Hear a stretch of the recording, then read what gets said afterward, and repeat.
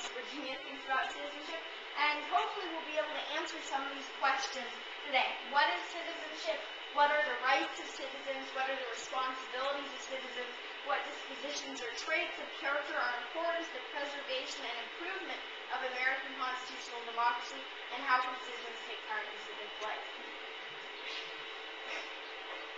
So I wanted to talk about some United States citizens' influence in government. So can you come up with any examples of United States citizens' influence in government? Something like maybe at school or at home, your parents are trying to say something about you in government, or make you not go out and do it. I'm sorry, I didn't quite hear that. Here, it says parents encouraging their children to be involved in government, running for office. Okay, so maybe parents encouraging their kids to be involved in government, maybe even running for office. Very good, so that's a great example. Anything else? Christian? Maybe a student council in your school. A student council in your school, yeah, would be one way of having kind of a democratic process. Very good. And now can you come up with any ideas of maybe citizens in history who have influenced government? I think citizens in history, our past history, would influence some of our founding fathers. Yeah. Brianna? Oh, yes, go ahead, sorry. Christopher Columbus. Oh, excuse me, sorry. Sorry, I had to sneeze.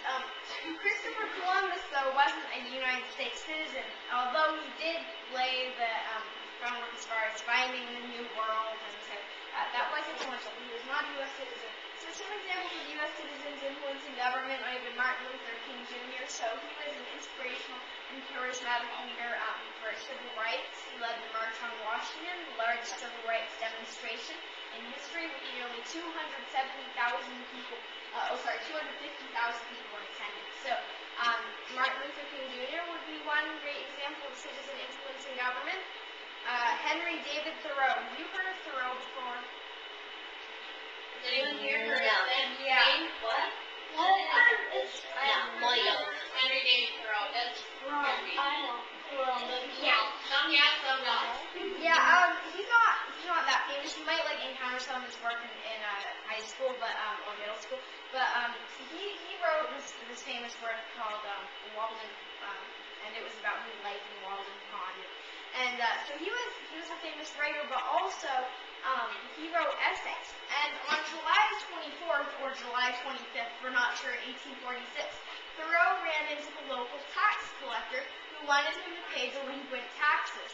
Thoreau refused because of his opposition to the Mexican-American War and slavery. He went to jail as a result, and he later wrote an essay called Civil Disobedience. Now, this is not the kind of citizenship that I would encourage you guys to participate in, but he was sharing his views about the Mexican-American War and saying, I don't agree with the government. And while not paying your taxes was probably not the best way to do that, he ended up, his aunt ended up paying for it. But you can still write essays, for instance, or letters to representatives about things in government that you disagree with. So there are many different ways to voice your concerns.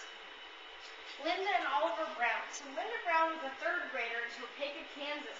To get to school, she had to cross dangerous railroad tracks, then take a bus 21 blocks to a segregated all-African-American school when there was a segregated school just blocks from her home, just 5 blocks from her home. So imagine this, instead of going to a school right nearby, then you would have to walk all across town and then take a bus, and it would be a lot harder to get to school, and it would be for all one very bad reason. So they actually took their case to the Supreme Court, and they actually were successful in helping fight segregation. Sorry. So you can have a say in government by voting when you reach the age of 18, and you can actually look at maybe the voters' pamphlet even earlier than that. Being an informed citizen means that you read all the materials about the different candidates, understand the issues being debated. Actually, I'm sorry, I should have grabbed my own voter's pamphlet. And even though I can't vote yet, I really enjoy looking at the voter's pamphlet that we get in the mail before sending in our ballots. And It's interesting to see all the different candidates, and I look at them, and so that is a good way that you can get a start on maybe understanding your local government. Another way to influence government is to run for political office. This could include mayor, governor, senator, representative, or even president. So, as you've seen, pretty much anybody can become president, no matter your skin color or no matter, there are really no boundaries. As long as you were born in the United States, you're at least 35 years old, then there are pretty much no obstacles there. Another way is to contact your government officials, like writing letters to your representative.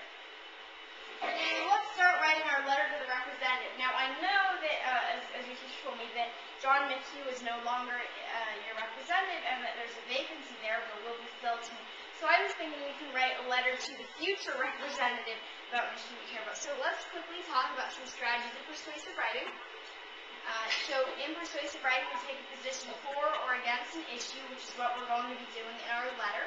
So what do we want to convince the representative about? What do we want to convince the representative about? What's an issue that you feel strongly?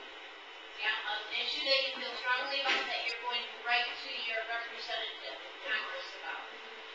Elizabeth, what's your idea? You should be able to vote at least 10 years old. Okay, voting at 10 years old, one. That's one. What's another one? Any other ideas what you'd like to write to your representative about, or issue you feel strongly about? Again, you got an idea. Caleb? Global warming. Global warming, okay. And let's get two more issues. Okay, Brianna? The needy kids should be regular kids. What do you mean? Like they shouldn't be treated as if they are treated like. We should get enough money for them to be regular kids.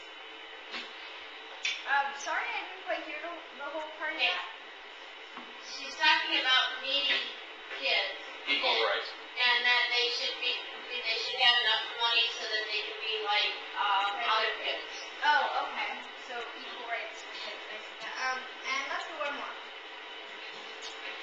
And let's see, Christian.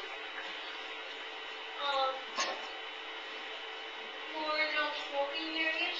More non-smoking areas. Okay. So it looks like we have quite a smorgasbord of different ideas. So if we quickly review some of these, then we have here voting at 10 years old at least, global warming, equal rights for more kids, and more non-smoking areas. Okay, so now it's time for voting. Which one of these do we want to write to your representative about? So raise your hand if you think we should write about voting at 10 years old. Okay, raise your hand if you think we should write about global warming. Okay, raise your hand if you think we should write about equal rights for more kids. Okay, raise your hand if you think we should write about more non-smoking areas. I can only see actually a part of it, but it looks like... It's the non. Okay, non-smoking areas. Very interesting. Okay, great. So we can write to the future